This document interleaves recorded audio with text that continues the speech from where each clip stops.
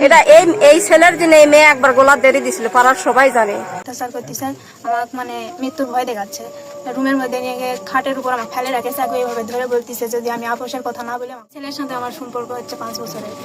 ও মানে কয় তারিখ আমার মনে নেই, ওই দিন হচ্ছে আমি যেদিন আসছি সেদিন ও আমাকে বলছে যে আমি জানো, ও এখানে দাঁড়িয়ে ছিল, আমাকে বলছে যে তুমি আসো, আমি আসি, আমরা বিয়ে করবো, বিয়ে করে রাখে আমি হচ্ছে বিদেশ যাবো, এরকম আমাকে বলছে। তো আমি তখন বলছি ঠিক আছে আমি যাচ্ছি। তখন আমি আসছি দরজায়, ও এখানেই ছিল, আমাকে নিয়ে বাড়ির মধ্যে ঢুকছে।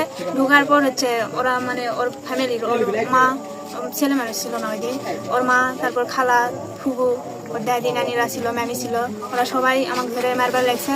আর তারপর ওই ছেলে কই জানি পাঠিয়ে দিচ্ছে, তারপর থেকে ওই ছেলে নেই।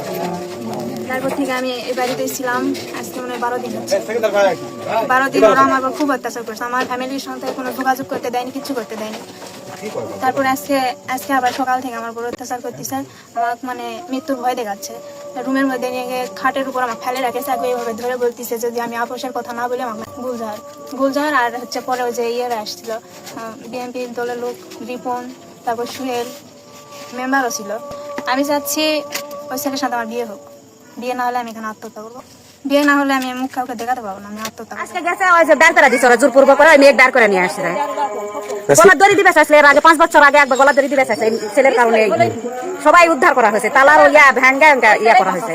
বিকাল বেলা এই যে মানুষ আসছে, আসে বাড়ি ঢুকিছে, আমরা তো জানি না। বাড়ির ভিতর বলে মেঘ বলে মারাপিটা বা দেখাচ্ছে, দেখে আগুন করে ধাক্কা দিয়ে চুল ধরেছে, ধরে কাপড় ছিঁড়ছে, আনে বলে এটা বেঁধে দিচ্ছে, গায়ের কাপড় ছিঁড়াও আমরা দেখেছি, আপনারাও দেখতে পারেন। হ্যাঁ সত্য সত্য। এটা এই ছেলের জন্য এই মেয়ে একবার গোলাপ দেরি দিছিল, পাড়ার সবাই জানে। শুন যাবে না, হলে আপনাকে সবাই আসে বললে নিত।